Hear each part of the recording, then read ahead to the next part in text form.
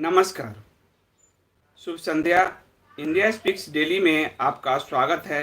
मैं हूं संदीप देव। कहावत हमारे यहाँ एक कहावत है जो मैंने अभी आज थंबनेल पे लिखा है। धीरे धीरे रे मना,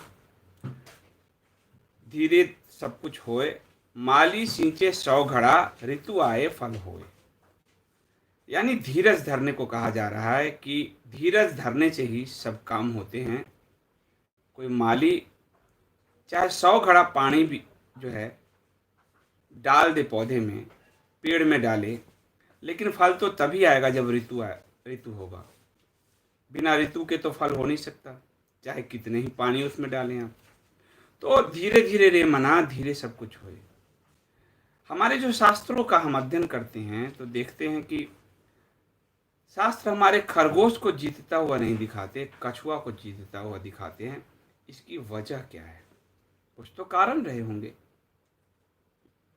और अभी दरभंगा की एक ज्योति धीरे धीरे साइकिल चलाते हुए अपने पिता को कहाँ महाराष्ट्र से दरभंगा तक ले गई। धीरे धीरे धीरे धीरे, हिम्मत अगर नहीं करती तो नहीं ले जाती।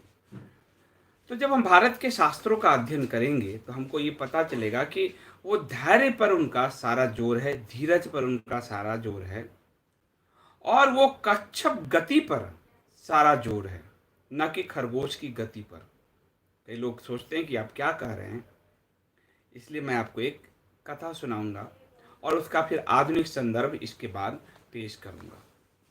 युधिष्ठिर पूछते हैं भीष्म पिता, जिस परिस्थिति में फैसला करना पड़े तो उस फैसले में वो क्या करे? वो यथाशीघ्र फैसला करे या फिर उस पर विचार करे? तो भीष्म पितामह वानों की शैया पर हैं और वो उन्हें एक कहानी सुनाते हैं। कहानी महर्षि गौतम के महाज्ञानी पुत्र हैं चिरकारी, उनकी कथा सुनाते हैं। उस कथा से फिर मैं आधुनिक संदर्भ में लौटूंगा। ये कहानी है महर्षि पुत्र के महाज्ञानी, महाज्ञानी शब्द है महाभारत में उनके लिए, पुत्र चिरकारी के लिए। चिरकारी उनका नाम क्यों पड़ा? वह सभी विषयों पर दीर्घ काल तक विचार करते थे, बिना विचारे कोई काम नहीं करते थे। कहते हैं बिना विचारे कोई काम नहीं करना चाहिए, तो बिना विचारे कोई काम नहीं करते थे। चिरकाल तक जगते थे और चिरकाल तक सोते थे। आजकल जो एक है कि रोबोट की तरह जीवन है, वो रोबोट की तरह उनका जीवन नहीं था। वो चिरकाल तक अगर कोई काम कर रहे हैं तो लगातार करते रहते थे, यदि वो अगर सो रहे हैं तो लगातार सोते रहते थे, और पर्याप्त समय लेते थे किसी भी कार्य को पूर्ण करने के लिए, पर्याप्त समय लेते थे। इसी कारण अतः उनका नाम चिरकारी पड़ गया, क्योंकि वो सोच विचार कर कोई निर्णय लेते थे। जो दूरदर्शी लोग होते हैं, जो मंद बुद्धि वाले लोग होते हैं, उन सब ने उनको आलसी कहना शुरू कर दिया। आलसी कहना शुरू कर दिया कि ये तो आलसी है, ये पड़ा रहता है, ये इतना सोच विचार करेगा तो क्या निर्णय लेगा, वो पड़ा रहता है। आज भी इस तरह के लोगों को हम आलसी ही कहेंगे। एक दिन महर्षि गौतम जो है आए कहीं से, और उन्होंने अपनी पत्नी को किसी दुर्विचार व्यभिचार में लिप्त पाया। क्या था ये नहीं आता कथा में, इसलिए मैं अनुमान नहीं लगा सकता, पर उसमें बिल्कुल परशुराम जी की तरह कहानी है कि वो पत्नी को किसी व्यभिचार में लिप्त पाए और बहुत क्रुद्ध हुए, और उन्होंने पुत्र चिरकारी से कहा, पुत्र तू अपनी इस पापनी माता को मौत के घाट उतार दे। आपको परशुराम जी की कहानी याद आ गई होगी, और उन्होंने तो अपनी माता का शव काट दिया था। अब चिरकारी के सामने ये दिक्कत आ गई कि पिता का आदेश है और माता को मारना है, माता का वध करना है, कैसे करे? बिना विचारे ही ऐसी आज्ञा देकर और क्रोध में महर्षि गौतम वन की ओर गमन कर गए। क्रोध में थे वो, पुत्र को आदेश दे दिया। चिरकारी बैठे रहे, बहुत देर तक सोचते रहे कि क्या करें, विचार करते रहे। उन्होंने सोचा कि मैं किस उपाय से ऐसा कर्म करूं कि पिता की आज्ञा भी रह जाए और माता का वध भी ना हो और माता के वध का पाप भी मुझे ना लगे। ये चिरकारी ने सोचा। लंबे समय तक द्वंद्व उनके मन में उत्पन्न होना शुरू हो गया। ये जो धर्म संकट है, इससे आखिर मैं कैसे निकलूं? चिरकारी के मन में ये आया। वो सोचने लगे कि पिता का की आज्ञा का पालन करना तो परम धर्म है और माता की रक्षा करना भी परम धर्म है, तो इन दोनों में किस धर्म का पालन करूं? पुत्र कभी स्वतंत्र नहीं होता, माता या पिता के किसी न किसी आज्ञा से वो बंधा ही होता है। वो क्या करे? उसका वो जो धर्म संकट था, वो सोचने लगते हैं कि क्या करे। वो कहते हैं कि मन ही मन सोच रहे हैं कि एक तो नारी जाति पे शस्त्र उठाऊं और नारी जाति में भी माता, उनके ऋण से मैं उड़ीन नहीं हो सकता, उनका वध करूं। कौन पुत्र सुखी हो सकता है अपनी माता का वध करके? और कौन पुत्र सुखी हो सकता है अपने पिता की आज्ञा का अवहेलना करके, पिता की आज्ञा की अवहेलना करके? ये फिर से धर्म संकट है। वो सोचते हैं, पहले पिता के बारे में सोचते हैं कि पुत्र पिता का संपूर्ण प्रतिरूप होता है। महाभारत में, संस्कृत में ये सारे श्लोक हैं कि पुत्र तो पिता का प्रतिरूप होता है, पिता पुत्र का सर्वस्व होता है। केवल पिता ही पुत्र को देह आदि संपूर्ण योग्य वस्तुओं को देने में संपन्न होता है। ये वो देह धारण करता है और वो उसका प्रतिकृति होता है एक तरह से पुत्र जो है। तो पिता की आज्ञा की उल्लंघना कैसे करूं? अतः पिता के आदेश का पालन मुझे करना चाहिए, उस पर कभी विचार नहीं करना चाहिए। और जो पिता के आदेश की अवहेलना करता है उसका धर्म भ्रष्ट माना गया है। वो ये सोच रहे हैं। वो कहते हैं, पुत्र के भोग्य वस्त्रादि, भोज्य अन्न आदि, वेदाध्ययन, संपूर्ण लोक व्यवहार की शिक्षा, गर्भाधान, पुंसवन और सीमंतोन्नयन आदि समस्त संस्कारों के संपादन में पिता ही तो ईश्वर के समान है। तो अतः पिता की आज्ञा का पालन कैसे न करूं? वो सोचते हैं पिता धर्म है। और इसी बहाने जो क्या पुत्र और पिता का संबंध है, पुत्र और माता का संबंध है, इसकी व्याख्या भीष्म पितामह कर रहे हैं। इसको इस ध्यान से सुनिए। वो कह रहे हैं, पिता धर्म है, पिता स्वर्ग है, पिता ही सबसे बड़ी तपस्या है। पिता के प्रसन्न होने पर समस्त देवता प्रसन्न हो जाते हैं। अतः मैं पिता की आज्ञा की अवहेलना कैसे करूं? फिर वो सोचते हैं, पुत्र के विषय में पिता का जितना गौरव है उस पर मैंने विचार किया है। पिता पुत्र के लिए कोई साधारण आश्रय नहीं है, तो मैं उसकी अवहेलना कैसे करूं? फिर उनके मस्तिष्क का वो भाग सक्रिय होता है जब वो माता के बारे में सोचने लगता है और माता और पुत्र का जो संबंध है उसकी विचार उनके मन में आने लगती है। वो कहते हैं, मुझे जो ये पंच भौतिक शरीर प्राप्त हुआ है, इसके उत्पन्न होने में मेरी माता ही प्रमुख कारण है। जैसे अग्नि के प्रकट होने का मुख्य आधार अग्नि नामक काष्ठ होता है, वो काठ में अग्नि छुपी होती है, उसी तरह माता के गर्भ में पुत्र छुपा होता है। तो मेरा जो जन्म है, जो इस पृथ्वी का मैं देख रहा हूं, वो अपनी माता के कारण देख रहा हूं। तो माता का वध मैं कैसे करूं? फिर वो कहते हैं, माता मनुष्यों के शरीर रूपी अग्नि को प्रकट करने वाली अग्नि है। यानी माता जो है पूरी मनुष्य जाति का जो शरीर प्रकट होता है, मनुष्य जाति का जो जन्म होता है, वो पृथ्वी पर आता है। वो माता का गर्भ ही है जिसके कारण वो इस पृथ्वी को भोग पाता है, इस पृथ्वी को देख पाता है, इस मानव जीवन को में वो आ पाता है। वो आत्मा एक जो है धारण कर सकता है एक शरीर, वो माता के कारण, वो कहते हैं। और फिर वो कहते हैं कि संसार के समस्त दुखी प्राणियों को सुख और सांत्वना प्रदान करने वाली वो माता ही है। जब तक माता जीवित है, मनुष्य अपने को सनाथ समझता है, वो अपने आप को अनाथ नहीं समझता। उसके ना रहने पर तो वो अनाथ हो जाता है। फिर वो सोचते हैं कि पुत्र असमर्थ हो या समर्थ, दुर्बल हो या फिर बलवान, माता उसका पालन बिना भेदभाव के करती है। माता के सिवा दूसरा कोई विधि पूर्वक पुत्र का पालन पोषण नहीं कर सकता है, अतः माता का वध मैं कैसे करूं? जब माता से विछोह हो जाता है, भीष्म पितामह कहते हैं, जो युधिष्ठिर को सुना रहे हैं, जब माता से विछोह हो जाता है तभी मनुष्य अपने आप को संसार से कटा हुआ वृद्ध समझने लगता है कि अब तो इस जीवन में कुछ करने को रह नहीं गया, उसका पूरा जीवन सूना प्रतीत होने लगता है। तो ये जो है माता से का वध मैं कैसे करूं? वो कह रहे हैं वह गर्भाशय में धारण करने के कारण धात्री है। ये देखिए स्त्री के लिए कितना अच्छे शब्द आए हैं, इस ध्यान से सुनिए। माता वह गर्भाशय में एक बीज को धारण करने के कारण धात्री है, जन्म देने के कारण जननी है, शिशु के अंगों का वर्धन करने के कारण अम्बा है, और वीर संतान का प्रसव करने के कारण वीरसु कहलाती है। माता ऐसी होती है। फिर वो कहते हैं शिशु की शुश्रूषा करके शुश्रु नामक नाम धारण माता ही करती है।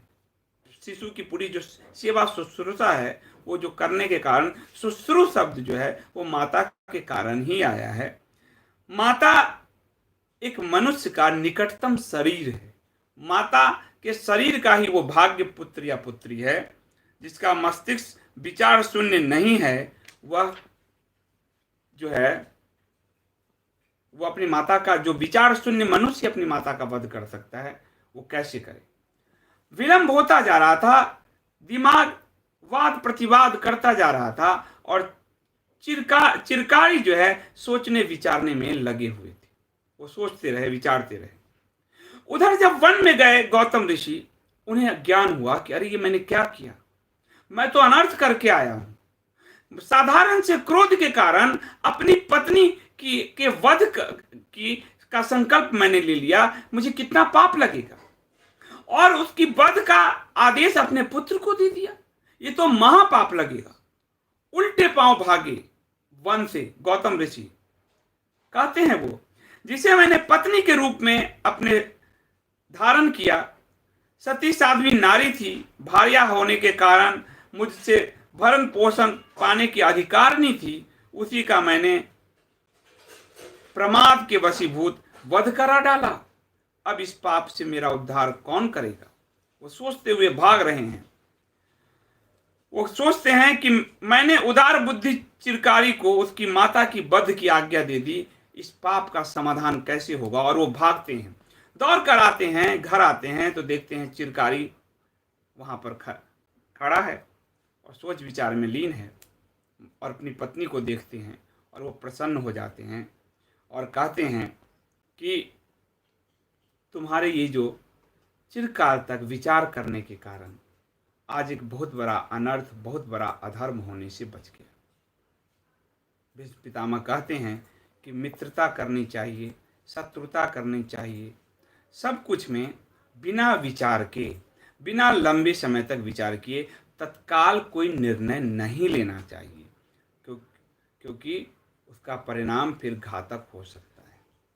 इसीलिए भारत के समस्त शास्त्रों में धीरज, धैर्य की बड़ी व्याख्या की गई, बड़ी महिमा गाई गई कि जो सोच विचार कर कर्म करता है उसे कभी भी पश्चाताप की अग्नि में जलना नहीं पड़ता है, और राजा का तो प्रथम ये गुण है। अब हम आज के संदर्भ में आते हैं इस कहानी को लेकर। आज के संदर्भ में अभी लॉकडाउन चल रहा है, जिसके कारण ये बोध कथा चल रहा है। लॉकडाउन को आप सोचिए, लॉकडाउन के लिए यदि हम दुनिया में इस भयावह बीमारी को देखें और इसकी भयावहता की हम कल्पना करें जो उस समय दुनिया में स्थिति उत्पन्न हो रही थी, तो राजा का कर्तव्य है, शासक का कर्तव्य है, वो देखता कि अगर लॉकडाउन होगा तो ये जो रोज दिहाड़ी मजदूर हैं इनका जीवन कैसे चलेगा। लेकिन राजा ने सोचा कि जो नियोक्ता है, यानी जिसने रोजगार दिया है, वो इसको भुगते, इसलिए वो आदेश देता है कि वो उनका सैलरी ना काटे, उनको उनका सैलरी बनाए रखें, उनका खर्च वहन करते रहे। पर गाय, वो जो अंडे वाली कहानी है कि एक ही बार चीर कर हम अंडे निकाल लेते हैं सोने की, और दूध गाय का अगर एक ही बार दूध दोहन कर लोगे तो कहाँ से रहेगा? अपनी एकता 1 महीने 2 महीने आगे कैसे ले जाएगा? इसलिए जब सुप्रीम कोर्ट में ये केस गया और सुप्रीम कोर्ट ने कहा कि आप किसी पर प्रेशराइज नहीं कर सकते, क्योंकि अगर उसके पास संसाधन नहीं है तो वो इसको कैसे करे। और फिर वो समाज में वो अराजकता की स्थिति उत्पन्न हो गई। कुछ सरकारों ने, दिल्ली ने, महाराष्ट्र ने कोशिश किया इस अराजकता को पैदा करने का, और चूंकि बिना सोचे समझे समाज के सभी वर्गों की मनस्थिति का बिना ज्ञान किए, इसलिए भीष्म पितामह कहते हैं युधिष्ठिर को, लॉकडाउन का एकाएक जो निर्णय ले लिया गया, हमने तत्काल कोरोना से काटने का एक परिदृश्य तो उत्पन्न किया, लेकिन आज जब वो खुला तो आगे दुनिया में सबसे ज्यादा कोरोना से मरने वालों की संख्या में भारत शामिल होने जा रहा है। टॉप 10 देश में आ चुका है। 6,000 रोज के केस हो चुके हैं, 10 और 12,000 होने वाला है। हम तब एक महिमा मंडित इसको करते थे, अमेरिका बढ़ रहा है, हम नहीं। हमने एक कोई चिर व्यवस्था नहीं की थी, उसका स्थायी समाधान ढूंढने की जगह कि यदि हम लॉकडाउन करें और एक क्रमबद्ध तरीके से करें, इन मजदूरों को, प्रवासियों को, अगर हम सारे ट्रेन प्लेन बंद करके एक श्रमिक ट्रेन के जरिए कुछ व्यवस्था करें इनको पहुंचाने की, तो आज जो सोनू सूद कर रहा है एक साधारण व्यक्ति, एक फिल्म स्टार, वो सरकारें कर सकती थी। सरकार का परिवहन मंत्री बहुत सक्षम है, नितिन गडकरी, वो इसको कर सकते थे, लेकिन उस निर्णय में उनकी प्रक्रिया कहीं दिखती नहीं, बैठक में कोई कहीं दिखते नहीं। तो आज कई लोग जो सवाल उठाते थे कि कैसे होगा, सरकार कैसे कर लेगी, आज एक साधारण व्यक्ति खड़ा हो गया बस से प्रवासी मजदूरों को उसके घर पहुंचाने के लिए। जब एक व्यक्ति कर सकता है तो एक सिस्टम, एक सरकार जरूर कर सकती है। इसलिए हमारे शास्त्र कहते हैं, बिना विचारे जो करे सो पाछे पछताए, काम बिगाड़े आप ना जग में होत हंसाए। और फिर हंसी होती है, उपहास उड़ता है, जिंदगी खतरों से जूझती है। और ये बात हमारे शास्त्र में आता है, शांति पर्व में आता है। और ऐसे बहुत सारे निर्णय हैं। राजा पर पूरे समाज का दायित्व होता है। एक एक गरीब अंत्योदय जो आखिरी पायदान पर खड़ा है उसका दायित्व होता है। इसलिए उसके जो निर्णय हैं हठात, यानी हठात नहीं होते, तत्काल नहीं उसको लेने चाहिए। उसको सोच विचार, रणनीति अपने मंत्री परिषद से पूरे विचार विमर्श के साथ उस निर्णय पर पहुंचना चाहिए। यदि नहीं तो आज जो स्थिति है, 2 महीने पहले वो स्थिति होती, 2 महीने बाद वो स्थिति हो गई, 10,000 केस रोज पे हम पहुंचने वाले हैं। ट्रेन चलाना पड़ गया है लॉकडाउन से पहले, ऐसा नहीं है कि मैं कोई परिकल्पना की बातें कर रहा हूं, ट्रेन चलाना पड़ गया है, बस चलाने की नौबत। और जिस सरकार ने उस खतरे को भांप लिया था, उसने उस समय बड़ी संख्या में बसें चलाकर अपने यहाँ के छात्र को खींच लिया, मजदूरों को खींचा, और सबसे ज्यादा अभी ट्रेन यूपी ही मंगवा रहा है। तो जब प्लानिंग करके आप करोगे, जब सोच विचार के साथ करोगे, थोड़े समय लगते हैं उसमें, लेकिन फिर आप चिरकार की तरह माता के वध के पाप से बच जाते हो, और गौतम ऋषि को भी पत्नी के वध के पाप से बचा लेते हो। ये महाभारत का ज्ञान है। यदि उसको हम लागू करें जीवन में, और महाभारत का जो शांति पर्व है वो ज्ञानों से भरा हुआ है, खासकर राजधर्म से जुड़े हुए। इसलिए आज के संदर्भ में हम देखें तो ये बात हमें लगता है, समझ में आता है कि क्यों हमारे शास्त्र उस तेज गति खरगोश की जगह उस कच्छप गति से दौड़ने वाले कछुआ को विजेता घोषित करते हैं। कुछ तो कारण रहा होगा। हमारे शास्त्र, हमारे ऋषि मुनियों ने अपने अंदर अनुसंधान किया है, वो ऐसा सोचते थे। उसकी एक वजह थी कि कछुआ गति जो है वो आपको पश्चाताप का अवसर नहीं देता, आपको उसके लिए तिल तिल नहीं मारता। खरगोश गति में एक्सीडेंट के खतरे बहुत ज़्यादा हैं, और जब पूरी ट्रेन आप लेके जा रहे हो, पूरे समाज को लेके जा रहे हो, पूरे देश को लेकर जा रहे हो, उसमें आप हठात निर्णय लोगे, आप अकेले नहीं हो, आप समाज को चला रहे हो। समाज में फिर अराजकता की स्थिति बन सकती है, वो दिख रही है। ये महाभारत के हमारे जो ज्ञान है उससे साफ साफ आज की स्थिति की अगर तुलना करें तो हम पाएंगे कि जो चिरकारी का निर्णय है, अर्जुन ही युद्ध में प्रविष्ट होने से पहले वो कितना सोचता विचारता है, और उसकी परिणति कितनी सुंदर गीता के रूप में प्रकट हुई। यदि वो सोचता विचारता नहीं, युद्ध पिपासु होता, तो क्या गीता जैसा ज्ञान हमें भगवान के श्रीमुख से मिल सकता था? सोचने वाली बात है, मिल सकता था क्या कभी? इसलिए सारे शास्त्र यही जो है हमारे को समझाते हैं कि बिना सोचे विचारे। इसलिए धीरे धीरे रे मना, धीरज रखें, धीरे सब कुछ होता है, धीरे सब कुछ होए। माली सींचे 100 घड़ा पानी भी डाल दोगे तो क्या आम जो है किसी और मौसम में फल जाएगा कि वो अपने ऋतु का ही के आगमन की ही प्रतीक्षा करेगा? ये हमारे शास्त्र यही ज्ञान देते हैं। बहुत धन्यवाद। कुछ प्रश्न हो तो मैं देखता हूँ, जब मैं अपने कंप्यूटर ले लूँ। हाँ, कुछ प्रश्न हो तो। देवांग भट्ट जी, बहुत धन्यवाद आपका सुपर चैट में पूछ रहे हैं। प्रणाम संदीप जी। ओशो, चलिए एक टॉपिक तो मिला जिसमें मेरी और आपकी राय मुख्तलिफ है। मैंने भी इन्हें डिटेल में स्टडी किया है। क्लोज ग्रुप में चर्चा करेंगे अवश्य। क्लोज ग्रुप में चर्चा कीजिए, स्वागत है हमेशा ही। ये क्लोज ग्रुप है डायमंड मेंबरशिप का, गोल्ड मेंबरशिप का, जहां महीने के दूसरे और तीसरे शनिवार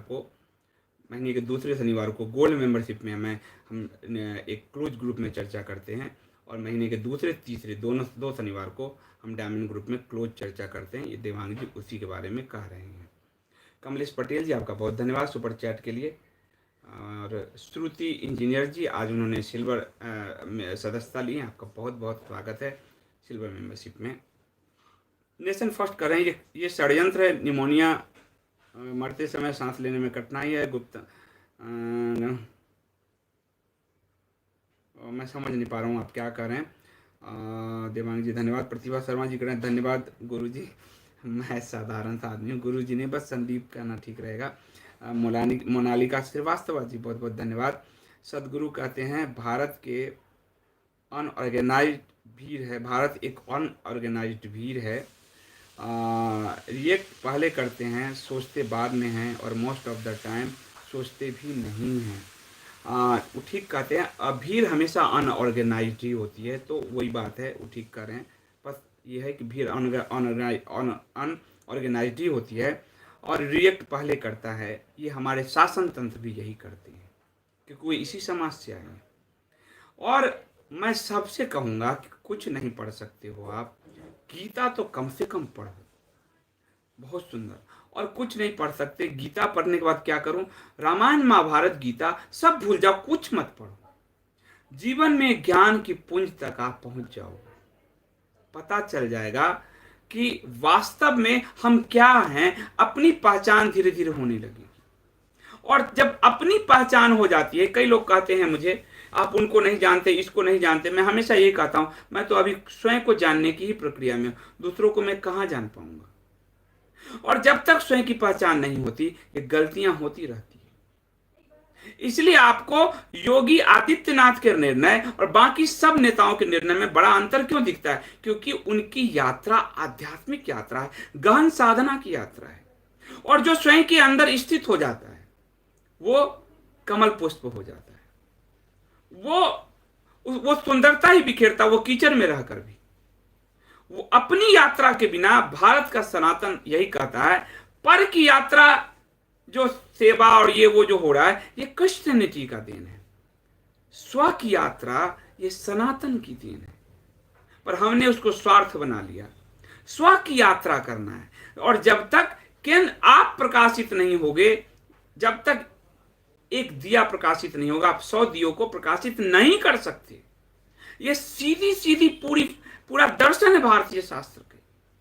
इसलिए ये जो जल्दबाजी में निर्णय होते हैं, वो सिर्फ अपनी यात्रा नहीं करने और हमेशा ये देखने दुनिया क्या कह रही है, मीडिया क्या कह रहा है, अभी जल्दी निर्णय ना लूं, कुछ हो जाए, 4 लोग मरेंगे तो मीडिया मुझ पे दोषारोपण करेगा, जल्दी लूं तो मीडिया मेरी तारीफ करेगा, लोग मेरी तारीफ करेंगे। जहां थर्ड पर्सन आपके दिमाग में आ गया, याद रखना, स्वयं के निर्णय में भी जहां थर्ड पर्सन आपके दिमाग में आ गया, समझना आप अपनी जड़ से कटे हुए हो, आप अपनी नाभि के आसपास नहीं हो।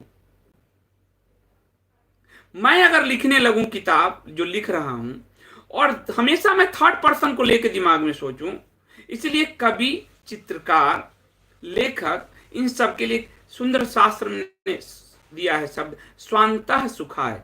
यदि स्वयं उससे आप आनंदित है तो संसार को भी आप उससे आनंदित कर सकते हैं। लेकिन आप दूसरे की आनंद खोजने जाएंगे और खुद आप अंदर एक पीड़ा में हैं, आप आनंद नहीं बांट सकते। आप वही देंगे जो आप अंदर से हैं। आपके पास जो है तीर, जो है कमान, जब आप चलाते हो उस वेग से, तो पहले उसकी प्रत्यंचा अपनी ओर खींचते हो। यात्रा पहले वो जो धनुष है अपनी ओर करता है, फिर वो दूसरे की ओर जाता है। भारत की पूरी पॉलिटिकल सिस्टम ने यात्रा दूसरे की ओर देखना शुरू कर दिया। समाज व्यवस्था ने यात्रा दूसरे की ओर करना शुरू कर दिया।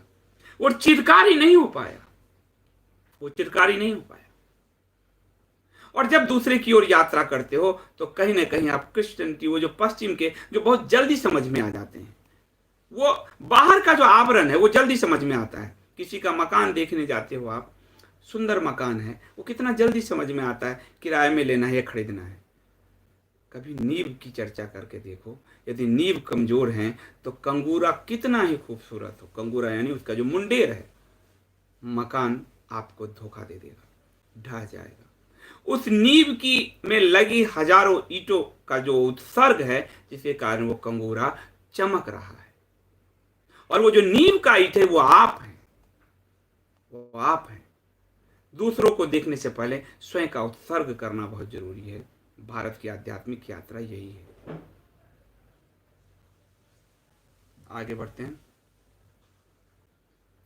पवन जी कहना सर, अध्यात्म तंत्र शास्त्र के बारे में कुछ बताएं, क्या ये अंधविश्वास है? कुछ इसके बारे में भी बताएं। वो बाद की बात है, वो अनुभव की प्रक्रिया है। मैं उसके अनुभव से कुछ गुजरा हुआ हूँ, पर मैं उसको अभी नहीं कर सकता। उल्टा सीधा किसी ने अनुभव कर लिया और उल्टा सीधा हो गया, तो वो बड़े सदगुरु के, किसी सदगुरु के सानिध्य में तंत्र की यात्रा करनी चाहिए। ऐसे नहीं, बिल्कुल ऐसे नहीं। इसलिए धर्म का जो प्रयोग है वो साइंस के प्रयोग से कहीं बड़ा है। एडिसन ने आपके लिए बल्ब ढूंढ दिया, अब आपको बल्ब नहीं ढूंढना है, दुकान से जाना है और 60 रुपए का एक एलईडी खरीद के लगा लेना है। लेकिन जो कृष्ण की यात्रा है वो आपको खुद करनी होगी। जो बुद्ध की यात्रा है, जो राम की यात्रा है, वो आपको खुद करनी होगी। वो आप अनुभव से आएगा, और वो अनुभव किसी सदगुरु के ही सानिध्य में करना चाहिए। इसलिए गुरु गोविंद दो खरे, काको लागो पाऊं, बलहारी गुरु आप ना जो गोविंद दियो बताए।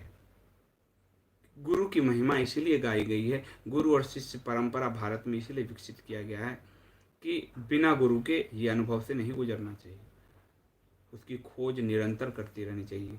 और जब आपकी प्यास उस गुरु के लिए है तो वो गुरु भी आपको ढूंढ लेगा और वो शिष्य भी उस गुरु तक पहुंच जाएगा। रामानंद जी की जो कहानी है, जो कबीर सीढ़ी पर लेटे थे और रामानंद जी सुबह भोर था, अंधेरा था, और वो सीढ़ी पे पड़ गए थे। रामानंद जी का पाँव पड़ गया, उन्होंने कहा राम राम, और कबीर ने उसे मंत्र बना लिया और कबीर तर गए, भवसागर पार कर गए। सदगुरु भी, सदगुरु उसी शिष्य को मिलता है जिसकी प्यास, जिसकी खोज निरंतर जारी हो। नहीं है खोज तो नहीं मिलेंगे। पारसनाथ जी बहुत धन्यवाद। परिणाम के बाद बोलना आसान है, परिणाम से पहले निर्णय लेना बहुत कठिन है। परिणाम के बाद बोलना बहुत आसान है, परिणाम से पहले निर्णय लेना बहुत कठिन है। परिणाम की ही आलोचना होती है। यदि उस परिणाम की आप या सरकार तारीफ सुनने की आदी हो तो आलोचना भी सुननी ही चाहिए। वो तारीफ सुनने के लिए भी तो प्रेस रिलीज जारी किए जाते हैं ना, वो भी नहीं सुनने की आदत डालनी चाहिए। जब वो सुनने की आदत डालते हो तो आलोचना से क्यों बचते हो? और जो आलोचना नहीं करना जानता वो जीवन को तो संतुलित जीना ही नहीं जानता। और परिणाम वो निकले उससे पहले सोच विचार, यही तो शास्त्र कहता है। हठात निर्णय नहीं। एक ट्रेन का ड्राइवर यदि हठात पटरी बदल दे तो कितने सारे लोगों को लील जाएगा। और तब आपको जब उस ट्रेन से यात्रा कर रहे होंगे तो आपकी गाली सबसे पहले उस ड्राइवर पर पड़ेगी, क्योंकि आप बचे हुए हैं। आपने उस ज्योति के दर्द को नहीं समझा जो अपने पिता को बैठाकर 1400 किलोमीटर साइकिल से चली। इसलिए आपके लिए ये विचार देना बड़ा आसान है, पर जो लोग गुजर रहे हैं उसकी मनस्थिति आपकी मनस्थिति से भिन्न होगी, ये बात आप तय मानिए।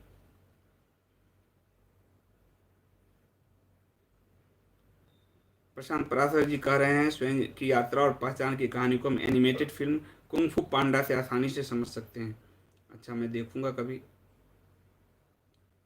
ग्रीन एरो बोलते हैं इसीलिए अर्जुन को ज्ञान मिला, दुर्योधन को नहीं। दुर्योधन युद्ध पिपासु था, वो लड़ना चाहता था, वो बिना सोचे लड़ना चाहता था। वो ठीक कह रहे हैं ग्रीन एरो।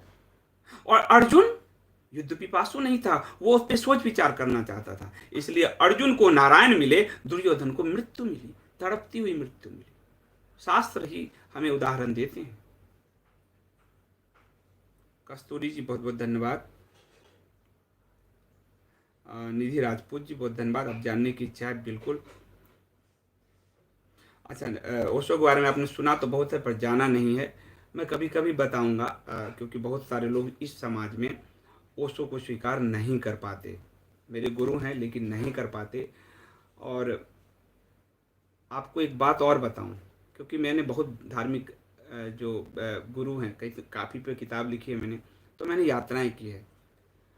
ज़्यादातर धार्मिक गुरु जो बाहर बोल रहे हैं, आप जब उनके बैठक में जाएंगे तो आपको ओशो की किताब या टेप का प्रवचन मिलेगा, लेकिन वो बाहर ओशो को गाली दे रहे होते हैं।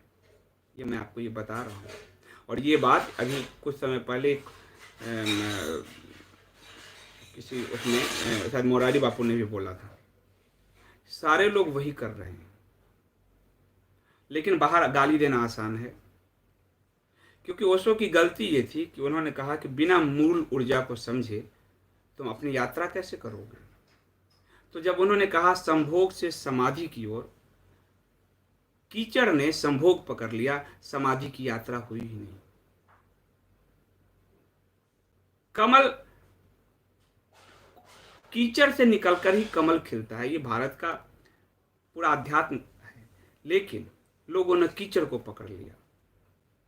ये अलग बात है कि वो सारे सब उसी यात्रा से, उसी प्रजनन यात्रा से स्वयं भी इस पृथ्वी पर आए हैं। आगे अपने वंशज, अपने नाम को बढ़ाने के लिए भी वही यात्रा कर रहे हैं।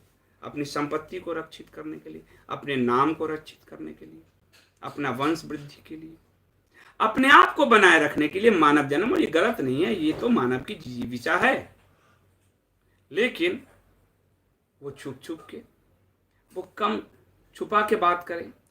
उस परम ऊर्जा को, उस परम जिससे मानव जीवन पूरे सृष्टि है, मानव जीवन पूरी सृष्टि है। एक पक्षी यहां से लेता है परागकण, वहां डालता है, उससे एक फूल खिलता है। उस परम ऊर्जा को कीचड़ बनाकर पेश करा इन लोगों ने। और चूंकि उस परम ऊर्जा पर किसी ने चर्चा की तो छुप छुप के तो पढ़ते रहे, पर बाहर गाली देते रहे। और ये जो पाखंड है इंसान का, ये जो दोहरा चरित्र है इंसान का, वही पाखंड सच स्वीकार नहीं करने देता। इसलिए बहुत लोग उनको पसंद नहीं करते। आज भी उसमें एक क्वेश्चन आप देखेंगे, मैंने कहा आप संभोग पे अटक गए, समाधि समझ नहीं पाए। समाधि का मतलब है होशपूर्ण। अगर आप काम में भी जाते हैं तो होशपूर्ण होकर जाएं। वहां तो बेहोशी का आलम, दारू पीकर लोग जो हैं घरों में उधम मचा रहे हैं, शराब पीकर उधम मचा रहे हैं, इच्छा पूछ नहीं रहे। पत्नी की इच्छा है, पति की इच्छा है, उधम चल रहा है। तो होश तो है ही नहीं, तो बेहोशी आदमी तो गाली ही बकेगा। बेहोश आदमी गाली ही तो बकता है। शराब जब खूब नशा हो जाए फिर तो दुनिया में कितनी गालियां चलती है। फिर शराब पीकर तो देखिए, फिर तो बस तरह तरह की चीजें निकलती है। तो वही तरह तरह की, क्योंकि लोग बेहोशी में जीने के आदी हो चुके हैं। और जब कोई होश साधने आता है, लोगों को पसंद नहीं है, क्योंकि वो एजिटेड सिचुएशन से हटना नहीं चाहते। जैसे मान लिया आप आज के पॉलिटिकल सिनारियो में समझाता हूँ कि नरेंद्र मोदी आए, और नरेंद्र मोदी जब आए तो उन्होंने कुछ निर्णय लिए, व्यवस्था यथावत चलती रह रही थी, भ्रष्टाचार है, ब्यूरोक्रेसी है। उन्होंने क्या किया, नोटबंदी, अब व्यवस्था हिल गई। तो नींद से जो झकझोर दिया तो कितनी गालियां पड़ी। सुबह 5 बजे की नींद हो, बड़ी सुंदर नींद हो, और कोई उठाने आए तो मन करता है ना कि क्या है ये। थोड़ी सी वो माता पिता हो, भाई बहन हो, पुत्र पुत्री हो, थोड़ा गुस्सा तो आ जाता है ना, मनी मन चिड़चिड़ाहट तो आ जाती है ना। ओशो ने बेहोशी से वो झकझोरने का प्रयास किया था, इसीलिए समाज गुस्सा हो गया। नींद में बेहोशी में जीना बहुत आसान है, क्योंकि बस जिए चले जाना है, लक्ष्य पता नहीं है, मृत्यु, मरना है बस। और भगवान विष्णु कहते हैं विष्णु पुराण में कि मानव का जब तक कोई उद्देश्य निहित न हो तब तक उसकी यात्रा प्रारंभ भी नहीं हो सकती। वो कहाँ जा रहा है, क्या कर रहा है, वो बस कर रहा है। इसलिए जीवन को अगर लक्ष्य तक पहुंचाना, आपको साधना है, जीवन को एक अर्थ देना है, तो आपके लिए एक लक्ष्य का निर्धारण बहुत जरूरी है। भगवान विष्णु पुराण में कहते हैं, और मैं आपको शास्त्रों से ही कह रहा हूं। मैं हिंदुत्व और हिंदू के जो कह रहे हैं मैं उनसे बिल्कुल जो है कभी तर्क करने को तैयार हूं, पर सवाल ये है कि उनके पूरे रेत के महल ढह जाएंगे, फिर बड़ी दिक्कत आएगी। इसलिए मैं किसी से तर्क वितर्क नहीं करता। लोग अगर पत्थर उठा कर मार देता है, मैं स्वीकार करता हूं, चल देता हूं। वही उनके साथ भी हुआ। हाँ, प्रशांत पराशर जी, कुछ तो पूर्व जन्म के संस्कार होते हैं जो यात्रा शुरू करवा देते हैं। योग वशिष्ठ में जो वशिष्ठ है, महर्षि वशिष्ठ राम जी को जब ज्ञान दे रहे हैं, योग वशिष्ठ बहुत अद्भुत ग्रंथ है, वो भी पढ़ना चाहिए आप लोगों को। गीता प्रेस से मिल जाएगी, राजकमल प्रकाशन से भी है। तो वो कहते हैं कि ये पक्षी है, जीवन जो है उसके दो डैने हैं। एक डैना है भाग्य का, एक डैना है कर्म का। ये भाग्य क्या है, ये भाग्य आपका जो पुनर्जन्म के कर्म है, वो इस जन्म में भाग्य के रूप में आपके लिए फलित हो रहा है। बहुत सुंदर समझाया है योग वशिष्ठ। जैसे गीता, महाभारत में गीता का जो महत्व है, वही रामायण काल में योग वशिष्ठ का महत्व है। तो आप जो कह रहे हैं वो वही जो वशिष्ठ कह चुके हैं, सही बात है। राजन राठौर कर रहे हैं, रजनीश ओशो नाम मृत्यु से कुछ वर्ष पूर्व अपनाया था, क्योंकि नास्रे दमस्की कपोल कल्पित भविष्यवाणी से संबंध जोड़ना था। कोई कपोल कल्पित भविष्यवाणी से संबंध नहीं जोड़ना था। ओशन से ओशो आया, अथाह सागर, महासागर। यही तो कह रहा हूं कि खुद से यात्रा करें। इंटरनेट पे बहुत कुछ विचरण करता है, विचरण, उस विचरण से अच्छा है, विचरण से प्यास जगती हो तो यात्रा शुरू करें। कमलेश पटेल जी बहुत ही सुंदर बात कह रहे हैं कि अनुभव बताते ही सत्य जो है असत्य हो जाता है। इसीलिए क्योंकि वो बताया ही नहीं जाता, वो शब्दातीत है। और जो कहा जाता है, क्योंकि बड़े ऋषि मुनि जो हैं वो कहे, उनकी मजबूरी थी, क्योंकि मानव को एक दिशा निर्देश देना था, इसलिए वो कहे। पर वो जानते थे कि जो हम कह रहे हैं वो असल में वही नहीं है, लेकिन कहना पड़ेगा, क्योंकि समाज को उन ऋषियों से दिशा मिला। इसलिए जब महाभारत की एक कथा आती है कि जब अर्जुन जो है, जब राज सब हो जाता है, युधिष्ठिर का राज्याभिषेक हो जाता है, फिर अर्जुन कहते हैं, भगवान श्री कृष्ण कहते हैं कि अब मैं द्वारका जाता हूँ पार्थ। तो अर्जुन कहते हैं कि प्रभु एक बार वो गीता फिर से आप कह देते हैं। भगवान कहते हैं अब मैं चाह के मैं भी नहीं उसको कह सकता। तो सत्य तो प्रकट एक ही बार होता है, उसको कहना वो सही में सत्य हो जाता है। भगवान जब नहीं कह पाए, खुद कह रहे हैं, महाभारत में कह रहे हैं ये बात, तो क्या मनुष्य की विचार। लेकिन ऋषि मुनियों ने कहा, क्योंकि समाज को दिशा देना था, नहीं तो समाज तो वो भी नहीं समझ पाएगा। और जब तक शब्द नहीं समझेगा तब तक शब्द से परे नहीं जा पाएगा। ये ओम जो है शब्द से परे है, इसलिए शब्द दिए गए ताकि शब्द से परे जा सके।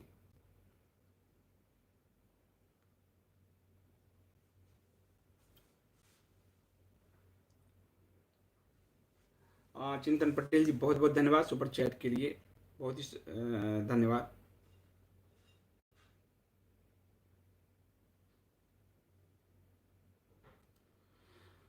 कोई और?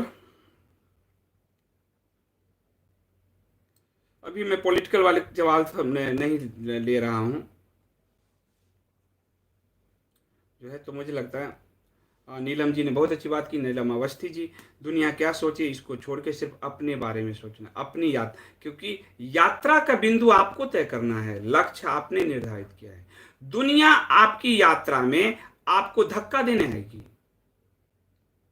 और दुनिया, जब आप लक्ष्य आपका एक है, अर्जुन को जब सिर्फ पक्षी की आंख दिख रही थी इसलिए तो अर्जुन बने ना। पर जब आप सोचोगे मीडिया, लोग क्या कहेंगे, अच्छा कहेंगे, कल अखबार में क्या छपता है। मैं उस यात्रा से गुजरा हूं इसलिए बताता हूं कि मैं 18 साल से जर्नलिज्म में हूं। जब नया नया पत्रकार बना था, 2002 की बात है, दैनिक जागरण जैसे बड़े अखबार में तो नाम छपता था जब अखबार में, तो आनंद हो जाता था। फोन करता था पिताजी को, पिताजी आज अखबार में नाम छपा। फिर लगातार छपने की आदत हो गई, तो सप्ताह में अगर 2 दिन नहीं छपा तो बड़ी उदासी, खिन्नता आ जाती थी। अपने अनुभव बता रहा हूँ आपको, उसी से सीखा है मैंने, कोई बाहरी बात नहीं बता रहा। खिन्नता आ जाती थी।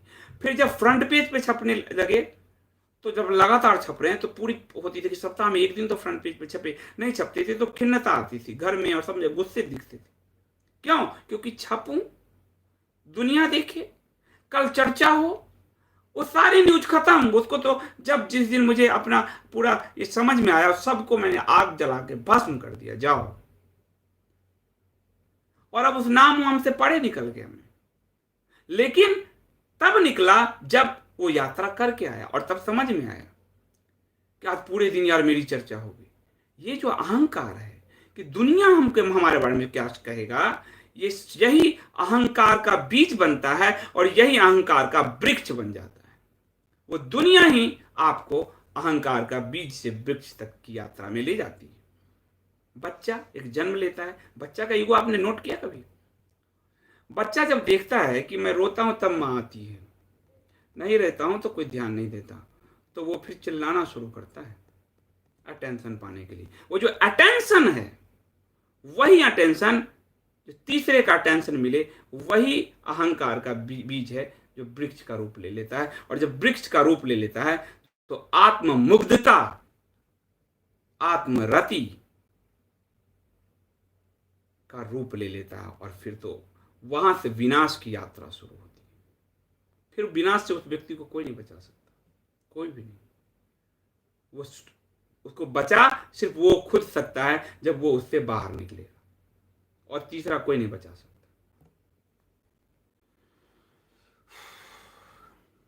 चलिए, इसको अब लंबा हो जाएगा अध्यात्म का, तो फिर जो है बहुत ही ज़्यादा लंबा हो जाएगा, तो मैं इसको समाप्त करता हूँ। और चिंता जी धन्यवाद, फिर मैं कल मिलता हूँ आप लोगों से।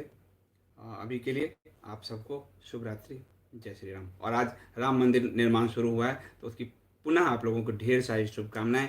26 मई 2020 याद रखिएगा, और आज जो कहा वो भी याद रखिएगा। आपको ये खुशी क्यों मिल रही है? क्योंकि 500 साल से, यानी धैर्य, एक लंबे समय से इस राम मंदिर की लड़ाई चल रही थी, इसकी एक जिज्ञासा थी, ये राम मंदिर का एक जो एक उत्साह था, और तब जाकर आज वो बन रहा है। तो वो आपको जो खुशी देगी वो अनंत है। बहुत धन्यवाद।